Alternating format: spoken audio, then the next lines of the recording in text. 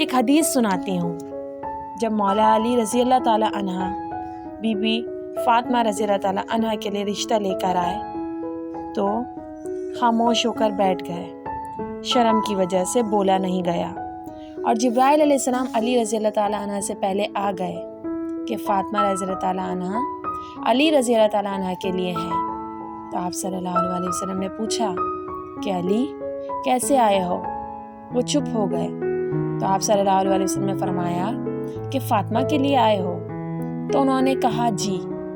جبرائیل علیہ السلام آ گئے، اللہ کا حکم آ گیا، پھر بھی آپ صلی اللہ علیہ وسلم نے کہا انشاءاللہ، اور یہ کہہ کر اٹھ گئے، ہاں نہیں کہی، حالانکہ جواب ہاں ہی تھا۔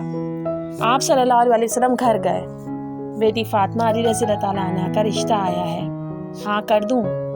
جب انہوں نے سر ہلایا تو آپ صلی اللہ علیہ وسلم واپس گئے اور علی رضی اللہ تعالیٰ عنہ کو ہاں کر دی۔ یہ ہے سبق ان سب ماں باپ کے لیے جو شادی کے معاملے میں اپنی اولاد پر جبر کرتے ہیں۔